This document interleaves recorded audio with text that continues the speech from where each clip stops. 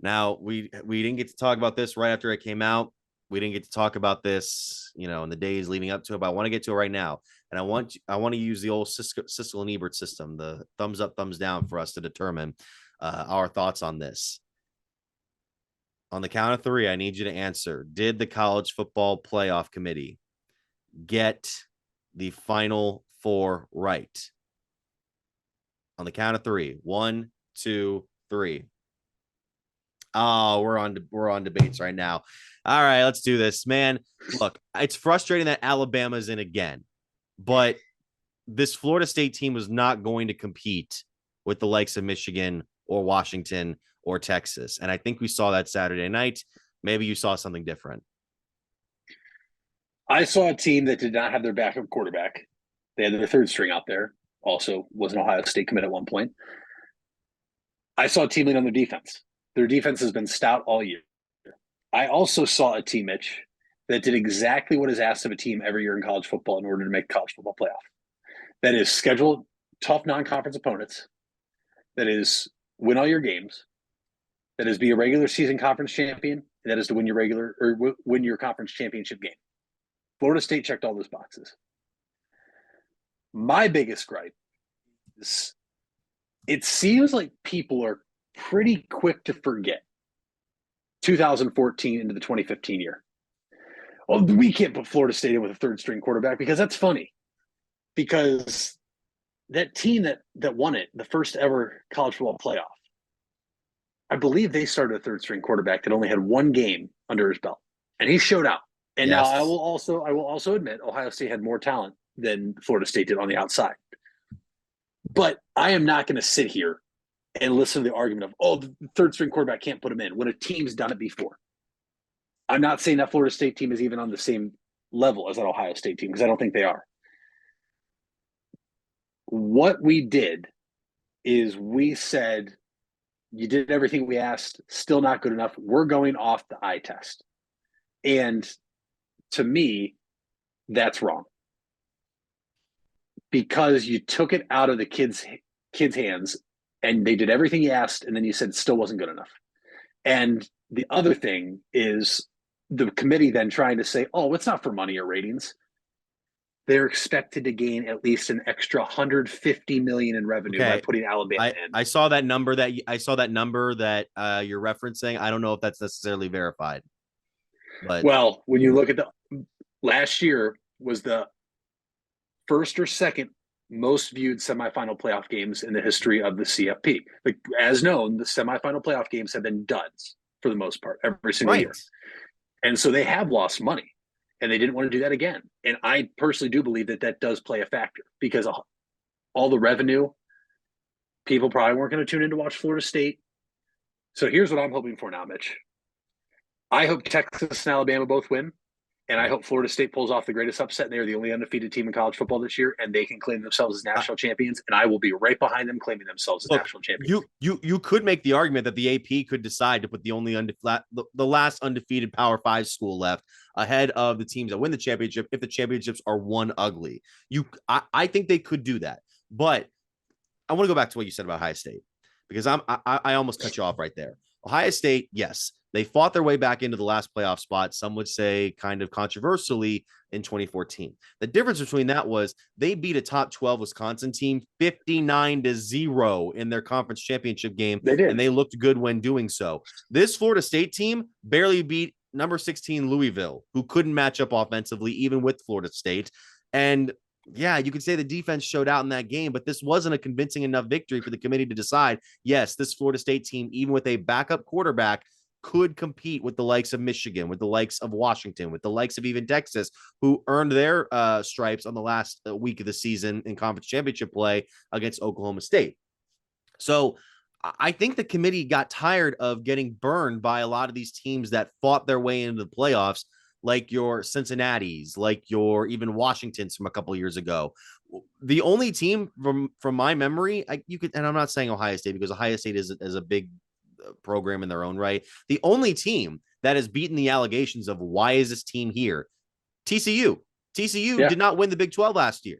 TCU was not thought to compete with the likes of Alabama or Georgia or Ohio State, and then they beat Michigan pretty convincingly. And then we saw what happened in the championship, and they thought, oops, that was the wrong team. Not the wrong team, but like, because they earned it. But I think the committee saw it as like, ooh, Ohio State and Georgia might have been the championship in that year. But let's not get into that. My point is, yes, it's frustrating that Alabama's in there again. And the fact that Georgia dropped the ball entirely, I'm more surprised that Georgia got dropped behind Florida State, if anything. Like, that Georgia team was the consensus number one for 2 years.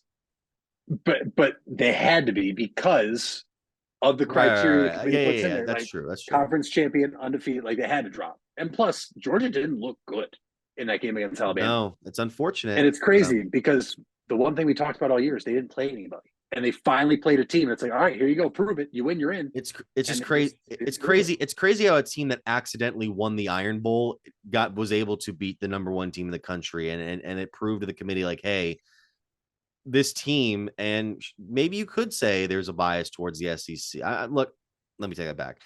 I'm sure the committee saw that victory and thought, well, it's Saban. It's the top recruits in the country. Could they do it? Let's figure it out. And you go up against this Michigan squad. I think that this is the metric. Alabama, I think, is going to give them a better game. Michigan a better game than Florida State. And we saw the reaction from those Michigan people. They weren't exactly happy that they weren't going to get this cupcake walk to the championship game. So I think they made the right decision. I don't think they set a great precedent. This was a tough year. This was a tough year because it was so top heavy in the top 8. This would have been the perfect year for an 8-team playoff. This would have been perfect. You would have Bama, Georgia, Washington, Oregon, Texas, Ohio State. Did I say Michigan? One of those two in there. And then 8th school that I'm missing. Did I leave out Florida State? That would have been the team. Those would have been the teams. It would have been great. All of them, for the most part, would have had a legitimate chance to win the national championship. Yes. All of them. Yeah, you could make a claim to every one of them. Like this is the first year where there is not a clear consensus, clear-cut better team than everybody else. Even listen, whether you wanted to agree with who was 1 and 2, Washington had more impressive wins over the season than Michigan did. Right. When you look at the ranked opponents they beat. I mean, there is an argument to be made for every single team in here about Ohio State included. Oregon might be along with Florida State, but Florida State had those 2 non-conference wins early in the season. Oregon might be the one team you look at, you're like, maybe not because they couldn't beat Washington. But at the same time, we're going to learn real quickly here during the Bowls how good Washington is. Because Washington was a 9.5 point underdog that was Friday dumb. night. That was dumb. And they took it to Oregon. And Oregon did not know what to do. And now they're going to end up playing Liberty on a New Year's Six Bowl. Yeah, and Ohio State's going to be playing in the Cotton Bowl. We'll get to that in a second. By the way, can we stop with this whole thing of like, oh, we're basing it off the eye test now. We shouldn't have this little committee making decisions. Do you know what we used to do? We used to let a computer give points to a team and pick 2 teams to play in a championship game. That's what it used to be. It was called the BCS, and we grew to hate it. So don't come at this playoff committee and being like, oh, this way sucks. I want the old way back. No, you don't. Because then you're going to have these matchups where the 3rd best team in the country would have been left out of the race at this point. So again, 12-team playoff. It still feels like too much because you're going to get these random teams that are going to come in. That's kind of the fun of it. Like, what if a MAC school goes unbeaten? What if like SMU makes a run? What if Duke makes a run? That's interesting, but I don't know. Someone brought up too. They're playing a lot of football now in the 12-team playoff era. You're playing 12 games in a season, conference championship, potentially 3 games. That's 16 up to 16 football games in a 52-week year. That's crazy, even for college. And keep in mind, unlike the pros, they have their spring game too. So you play all these games up through January. You come back, you have your spring game and everything. It's going to be a lot different. It's going to be fun. I mean, originally before these final rankings, before this final weekend was set, so the previous week's rankings, it would have been Ole Miss at Ohio State in the first round. I would love to see an SEC team up here in Columbus in December playing in the cold. I would love it. Those teams don't want to do that. And vice versa. These teams that are conditioned to play in the cold going down there and how hot it is, you see it in the NFL. You saw it a couple of years ago when the Browns had to play the Dolphins. They were cramping on the sideline because it was so hot. The variables in this now, if it was a 12 team this year, Ohio State would be hosting Penn State this weekend in the first round. okay, that one doesn't excite me, but I think eight's the perfect number. I mean, especially with this year, I wish the committee could have just said, "Hey, you know what? Emergency, we're doing an 18 playoff because we don't know what to do."